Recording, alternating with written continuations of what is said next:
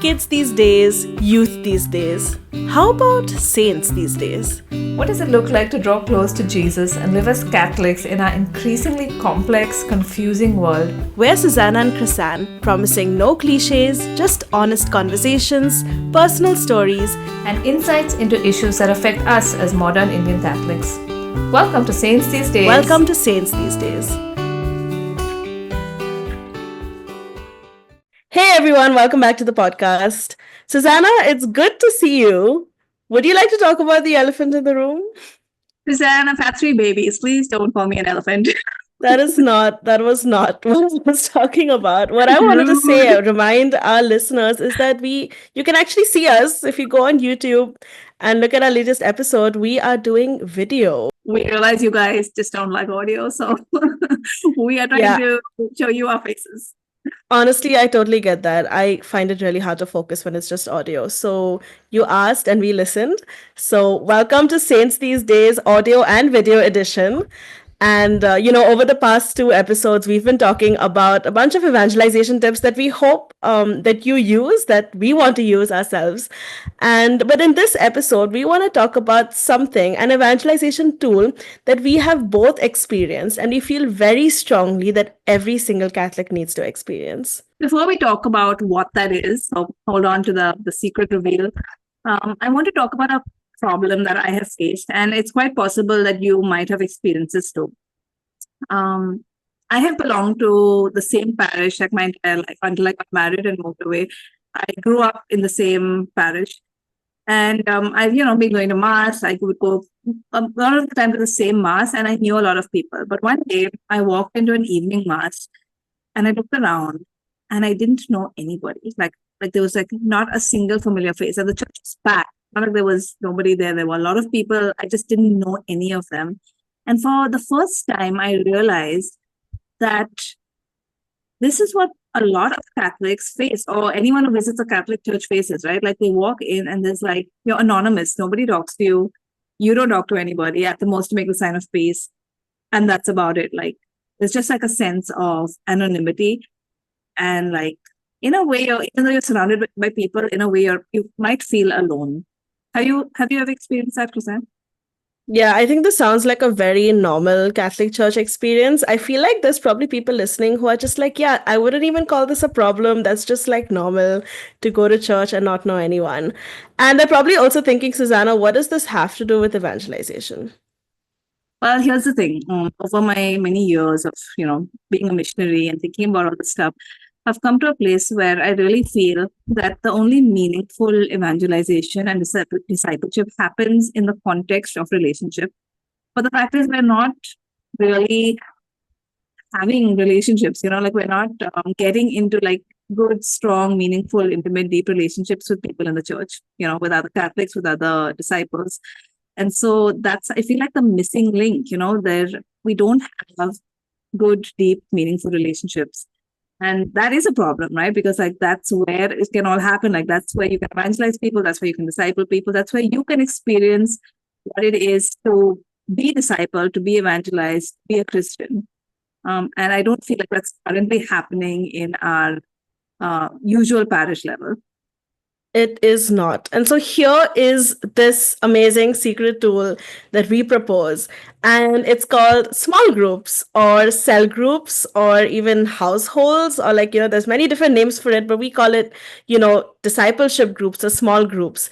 And it's just really a small group of Catholics who meet together regularly. So are we talking about BCCs, basic Christian communities, basic ecclesial communities, small Christian communities? I know these guys also have between different names. Is it the same thing? So it's not the same thing because BCCs, in my experience, are still really big. And there's a huge number of people. You can still feel anonymous in basic Christian communities because that's how big our parishes are here in India. And so so the one thing is that they're really big. Even BCCs are really big. And the second thing is that BCCs are a mix of the old, the young. You have families in there, you have kids, you have old people, you have teenagers, young professionals. And so what we're talking about is something even smaller and something much more focused with only one kind of people in that group so that people can relate to each other and they can build stronger relationships together. I do think that BCs are a really good step in the right direction because it's a movement away from anonymity, right? Like you now people actually do know you. You know each other's families and kids, and you could possibly even do like a little prayer meeting or Bible sharing, which are all really amazing things. I think those are very good. And yet, it's not quite what we are talking about, as you said, Krisan. We're talking about something even smaller, even more intimate, even more, um, like specialized in a way. And that is, yeah, as we said, small groups. Yeah, it's a place where you can be seen and known and loved, where you can share your struggles, where you can have people pray for you, where you can have people hold you accountable to your relationship with God. And, like, maybe some of you are thinking, like, hey, I have friends who do that, or I can share these things with my family. And that's great. If you have that, that's awesome. But the truth is that not everyone has it. And the other truth is that, how often can we talk about our prayer lives or our spiritual lives with our friends? I don't think that that's a very normal thing to discuss with friends. I think it's something that is special, that not everyone in your life is probably holding you accountable to, like, hey, have you prayed? When's the last time that you prayed? Have you been going to confession? Is there something real that you're struggling with in a spiritual life where I can help you? And these are the things that, that happen in small groups that is missing. Right. I feel like a lot of people, if you want to, you can plug into something at church, right? There's like choir, there's, the prayer group, there's Sunday school teachers, there's St. Vincent de Paul. There's like a bunch of different activity type things, that you can plug into, which is wonderful. But I will say that most of the time, and I have been involved in a lot of these things, your interactions can stay surface level, right? You can't go deeper, and it's not really set up to go deeper, and people are not going to ask you like, hey, how's your heart? I mean, people could ask that, what you would Can you answer. imagine? Right. How's your heart, Krysanne? Which actually, we do actually talk like that. But a small group is set up to make that possible and easy, right? To have like that deeper sort of sharing. And I want to share just a little bit about my experience, why we're talking about this. I grew up in a lay Catholic community, and these small groups, they were called cell groups, are sort of an integral part of the structure and the functioning of these communities. And the community was not perfect in any way. I actually think that the small groups are like the best thing about many of these lay communities, because that's where it happens, right? That's where I had my personal sort of discipling happening. And I remember I was just like 14 years old when I was invited to join a small group, and all the other ladies in the group were like older than me. So they were like late teens, early 20s, some were working. So I was just like this little kid, but they loved me, they accepted me, they welcomed me.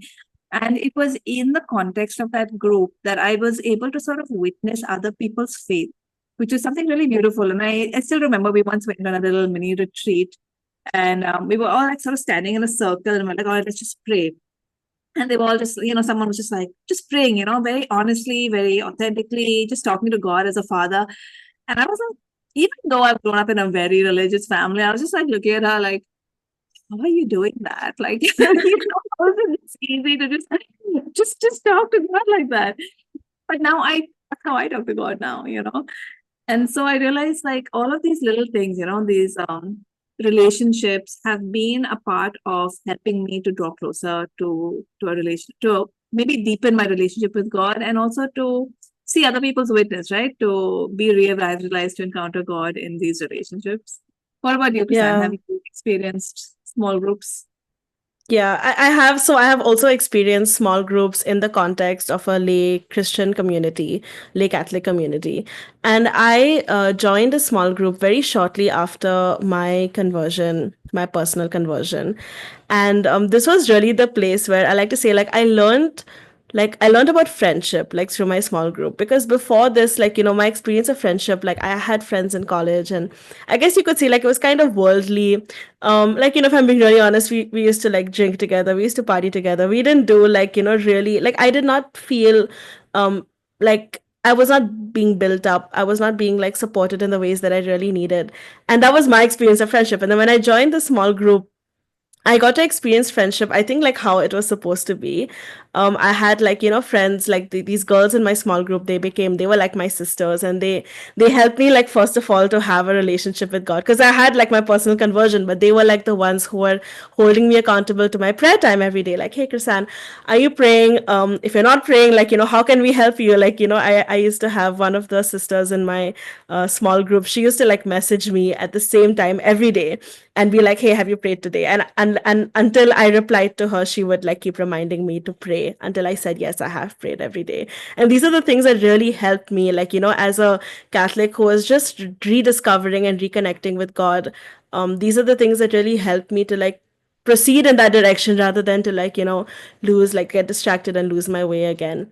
And also, like, we used to like just spend really good time together. Like, we used to do sleepovers, we used to celebrate each other's birthdays, and all of these things done in a way that honors God and honors each other. It really taught me what it really means to like relate healthily, like, to have healthy relationships, good relationships.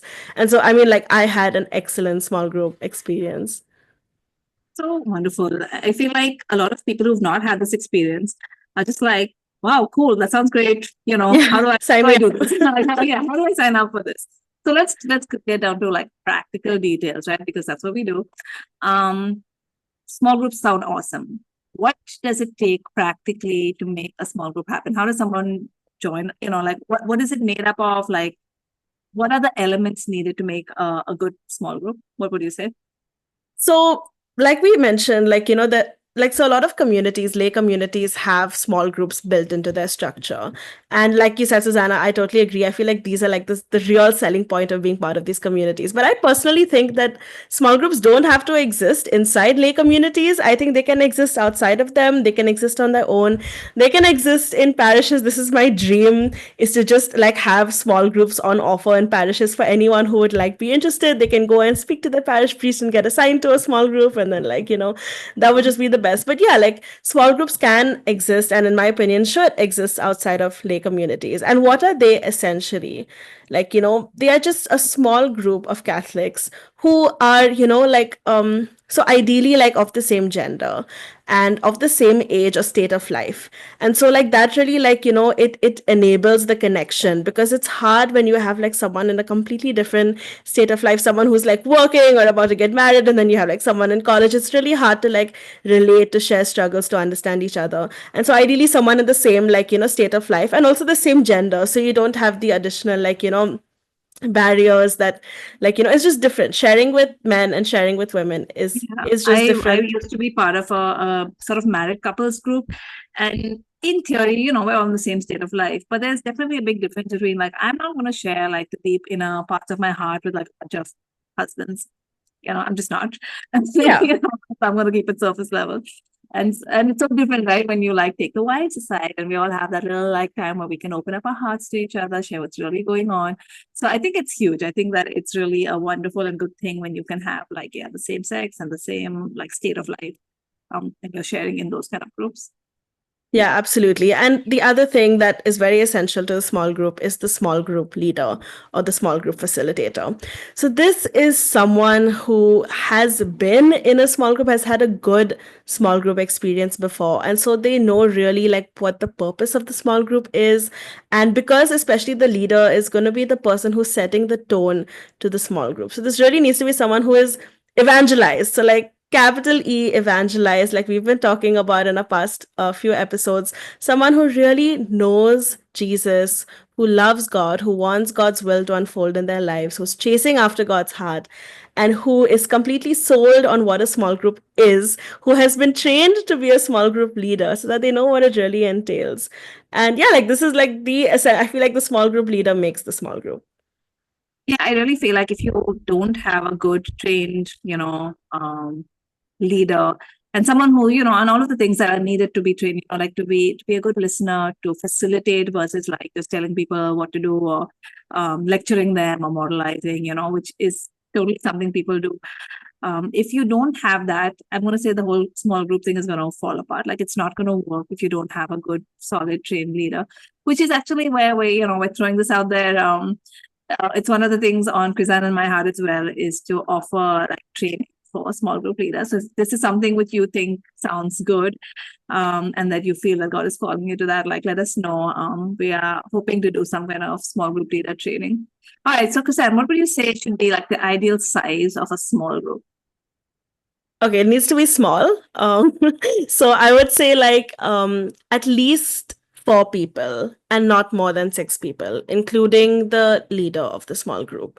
Because like if you have less than 4 people, one person doesn't show up for a meeting, it's just like a one-to-one with like 2 people. That's not, it needs to be a group. It doesn't work if it's more than 6 people either, because like then there's too many people. You want each person to have enough time to share, and everyone's busy, these days. So you can't have like a meeting that goes on for hours and hours to accommodate for everyone. So like I would say cap it at 6 people, no less than 4 people. It's a really nice, cozy size of a group. Yeah. I also feel like the dynamic changes when it's 7, you start feeling just like one of like many, I think those intimate relationships are harder to maintain when it's like more than 6 people. So that's just our thoughts about the number. What else would you need? How long should these groups like continue? Like how long should the commitment be? Okay, so I would say at least 6 months, because it takes time for relationships to build. And like, if you have something that lasts less than that, then there's just not enough time for everyone to get comfortable. See, some types of people get really comfortable really fast, but I feel like more people take time to open up, and that's really normal. And so at least 6 months. And I don't think that it should be like a forever commitment. Like, sometimes you'd like default in the other direction. You're like, oh, these are the people who I am going to die with. And no, not necessarily. It would be great, like, if your group like really gels well, everyone's gonna be living in the same city forever, then that's perfect, like, but like it's good, especially for people who've never been in a small group before, to know that this is just a 6 month commitment. Like, okay, I can see myself trying to be part of this for 6 months, and at the end of 6 months, I'm gonna get the chance to reconsider. If it's not working out for me, that's perfectly fine. But if it is, then I can recommit myself to this. Yeah, yeah. Also, you have more of an idea of what you're doing for the next 6 months, whether it's like work, studies, or whatever it is. So I do feel like having that end in sight, or knowing like what you're committing to, helps you to be committed, right? Because you're more likely to show up if you know, okay, this is a 6 month commitment. I'm making a decision to show up every week or every 2, once in 2 weeks. Which brings me to like another really important element of the small groups, which is commitment, because I really don't think it works if people don't show up. Like it seems obvious, but like that's actually happened to me in several small groups where like I'd show up and like there's just me and the leaders, or like with me and my husband and the leaders, and there's like nobody, and or it would be like different people each time, from the other couples. So I was like, rather than that, like let's have people who sign up, who choose to be there voluntarily. Nobody's making you do it. And since you're choosing to be there, you're choosing to be there like every time. And because that's where the deeper conversations happen, that's how the relationship builds up. So to make it work, I would say like everyone who's in the group, nobody can put you in a group. Right? You have to voluntarily opt into a group like this. What else do you need to make a group like this work? Where do you meet? Okay, so you need to meet in a place that's comfortable, and a place that like facilitates like, deep sharing. And so I would say like ideally indoors in a private space. And even if you're like meeting in someone's house, like don't meet in the living room where like, the parents are gonna be walking around, or like, your like house help is gonna come and like be sweeping around everyone. Like, I think like you just need a place that's private, where everyone can just be very, very comfortable being very, very honest. And so Right. meet Let me in just like, share about my problems with my mom, as my mom sort of like covers behind. yeah, so like definitely don't do that. I would say something that's important is that everybody who signs up for this group knows what they're signing up for, and is actually willing to be open and to share a little vulnerably. Because if you come in just talking about surface level stuff for 6 months, like it's not going to do what it's meant to do, and that also means, being willing to share like what is God saying to me, and not just talk about like everybody else and the state of the world. I do think you shouldn't be trying to push people to share deeply, but that should be should grow. You can't start with that, but it shouldn't just stay at like the same level like for 6 months. So would you like to share, Susanna, for those for our listeners who've never been part of a small group before, what does a small group meeting actually look like? Right. So I would say like this is obviously, there's no like hard and fast rules, but just if you want to have like a little picture of what it could be like, people start gathering in somebody's home. You could take it have turns to do it in different people's homes. You walk into somebody's home, you like greet them, maybe you have a little like fun snack and everybody's just like socializing a little bit at the beginning. And then you move into like the sort of little more structured part of the meeting where perhaps you have a little bit of prayer. I would say not like a prayer meeting because that's not again the purpose of the group. So just like for 10 or 15 minutes, like maybe just like a short little like time, have some worship songs, you pray together. And then you go into like the sharing because the whole point is it's a sharing group.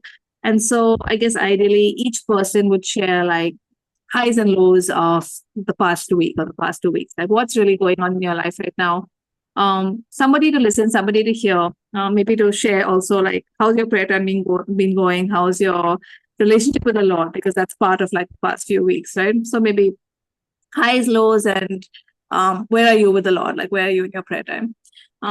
Because again, knowing that you're going to share sometimes helps you to like take stock of like what's really going on in your life. And after that, I would say, I don't think that should be like the end all of the meeting. I feel like there should be time for the meat. I'm not talking about some barbecue chicken, though that's really an option. But something solid to chew on, where we have some sort of like input, perhaps some like a podcast that they've listened to through the week, or maybe like a few pages of like a book study, which they can then discuss. Or they could do a little like Bible sharing, like use a little passage from the gospel, maybe that Sunday's gospel, where you do like a Bible sharing, where you try to like hear what God is saying to each of you personally, and you share that. So yeah, there's like a lot of options. I feel like we've got a lot of good, solid stuff that you can have in like the Catholic Church, but we have to use it, right? We have to be willing to like make use of it.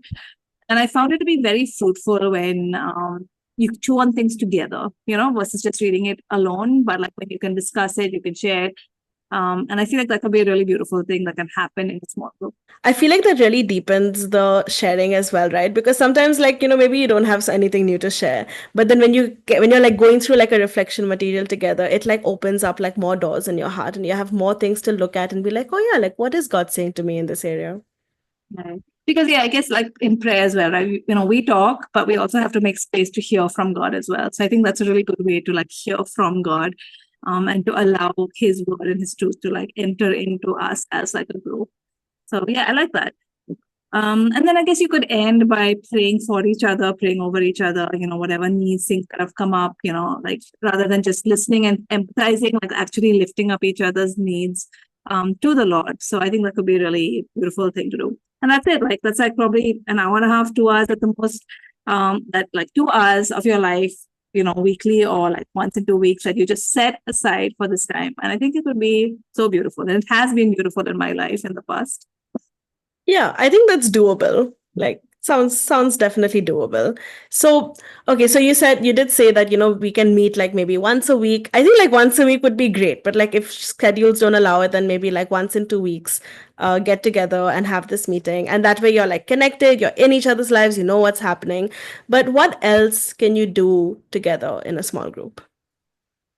Can do like so many things. I mean, I would say like just like let it spill out into the rest of your life as well. These are like relationships that shouldn't necessarily, if it's possible, shouldn't just stay for like in the confines of the meeting, but where you can drop into each other's homes, you babysit for each other, like you show up when somebody's sick, you show up to celebrate each other's birthdays, Yep. then like live life together, do errands together if possible. I once had one of the girls in my cell, in my small group, go with me to get my passport like renewed because it was a chore I'd been putting off for so long, and I really needed to get it done because I was leaving the country. I was planning to leave the country, and I was stuck in this like procrastination rut where I couldn't do it myself. And she was like, you know what, we're just gonna go together. And she went with me across town to get it done. It was like an hours long errand, and she did that. that with me, and I love it, and I still think about it. So like, yeah, do life together, do the difficult things together, and like, encourage each other to do the difficult things as well. Yeah, and we could also possibly do like mission stuff together. I think that would be really cool, things that might even come up through our meetings were like, wow, we could reach out to the poor, like, hey, why don't we do something together? We could do like a mission trip to Calcutta together. We could go volunteer at an old age home together. We could start something new. I feel like when you do stuff together, you're more likely to like make things happen versus like when you're completely on your own, like trying to change the world. So yeah, do stuff together, reach out to the world, do mission, maybe go on a pilgrimage. There's so many things that one can do, if you are with Christ-centered friends. All right, full disclosure. Badly run small groups can be horrible. Okay, like Yeah. this is a thing. There might be people who are listening who have just not had very good experiences with small groups. And so like this, we have to acknowledge the fact that it could go wrong. In your Yeah. experience, Kusan, what are some of the things that could go wrong with a small group? Okay, so this is something that we already like just mentioned previously, but like when members are not fully committed in terms of like, maybe like you're in a small group where members just don't show up consistently for meetings, it can be really hard to share for those who do show up, because it's like every time I come for this meeting, it's like a different group. It's like there's people here who I've maybe not seen in a few weeks or like a month, and I just don't feel as comfortable sharing with them maybe. And that can also like, it can really break like trust, because like a small group, like, trust is the most important thing that you're building together. And when people are not as committed as you would like them to be, as they need to be, then like it's really hard to like break open like, your heart and share very honestly. So yeah, like that's a big thing for me. I think also if people like look at it more as a chore than as something that they really want to do, I feel like, you can just like go through the motions, like you sort of, yeah, okay, I've done this, I've done this, but like you're not really sharing your heart, and it feels like you may not really care about the other people in the group. Yeah. So I think it could be like, why would you want to be in a group where you're like a chore to somebody else? So maybe like being closed perhaps, or like not really having that real openness and to the other people in your group, not really willing to love them where they are. That I think would be a pretty bad and a hurtful experience, if you're like showing up week after week and it doesn't seem like people really care about you. So I think that could be bad. Another thing is when the leader of the small group is, does not really set the right tone for the small group. So, for example, if the small group leader is kind of just taking the opportunity to preach or tell people what to do, maybe they're not a very good listener and they're just going directly into problem solving instead of listening and empathizing with people, then that can really, I feel like it creates that kind of unsafe environment where people don't really want to share what's really happening, because I'm just going to get advice, and maybe it's advice that I've heard before and I've tried, and I just want you to listen and feel Right, where I'm at right now. And so, like, a right, leader who is not setting the right tone, who's making it like, not a safe space for everyone to share, that can really lend itself to like a bad small group right. experience. Absolutely. And that's why I feel like the training is so important, right? Yes. And sometimes I've also experienced, like if the leader is perhaps not well formed in their own faith, they might give you bad advice or bad guidance. And I've also heard that, I've experienced that. And I feel like that can be, you can really throw you off because, you're like, you're there trying to follow the Lord and someone's telling you like, oh, no, it's fine if you do this, perhaps you should do this instead. Like, so yeah, so obviously the leader, the form, well-formed leader is so important. Obviously, these bad experiences are outweighed by the potential good, which is why we're even doing this episode. And so we still think that this is doable. We still think that it can be wonderful, especially if you are somebody who, if you are someone who's listening to our podcast and, watching our faces and who thinks like, wow, this is something that I would love to plug into. What advice would you give someone who's just never been in a small group and like wants to be part of one? So you can just get some friends together and do it. So like maybe you can send them a link to this episode so they find out a little bit about what a small group is. And then you can like ask them like, hey, would you be interested in doing this with me? And so like get like 4 to 6 friends together and like, pitch the idea to them and see what they think. You can also tell us, because we would be really happy to work with you and help you to set up your small group. Especially if you've never been in a small group before, it would be like really good to get some kind of training or like, be in a small group first so that then you can go and lead your own small small group. But yeah, I just think that, if this is something really interesting and seems like it could really help you, then tell us and we would be so happy to work with you on that. If you are already in a small group, but you feel like it's not really going that well, or like it's not being what it should be, consider talking to your leaders about like further training for the small group leader themselves, because it can be tweaked, it can get better. So, but it's something that each member or each person has to like proactively like look for ways for it to work well. So yeah, that's another place that our small group training could be helpful. And okay, right now, if there's anyone here who's in any kind of leadership, all right, all you priests and leaders who are listening to our podcast, we would just like love to see small groups being offered as an option. Whether it's like in a prayer group, in a youth group, at a parish level. Even if you're like in charge of a choir, or your BCC leader, a small group could be offered as an option for anyone who's interested. Right? It could be a place where they can plug in and like find that deeper relationship with the Lord that they're looking for. So if you're a leader and you're in a place of like influence or authority, like pray about it and see whether this is something that the Lord could use you to begin in your group. Okay, so in conclusion, small groups are magic. And we think that there's so much of potential for evangelism and for good real relationships to be formed in small groups. I think small groups are the place where we can experience that intimate personal love that God has for us through the people around us. And no small group is perfect. And we talked about like, some ways in which small groups might like, there's potential for them to go bad and for us to get hurt even through them. But we still think that, small groups are something that are just really going to bless people if like we implemented more in the Indian church. Right. And in our next episode, we're going to talk a little bit about like some of the difficulties that can arise in Christian relationships. If you don't have any Christian relationships, you're just like, wow, cool, let's do this thing. And then when you actually have Christian relationships, you're just like, oh, this is great at the beginning. And now like, what is happening? And so we want to talk about that and, some of the ways that we can build stronger relationships and some of the times when we should probably walk away from very unhealthy relationships. So stay tuned for that. We look forward to hearing your feedback about this episode and tune in for our next episode. Thanks so much for listening and watching to Saints These Days. Bye. Bye.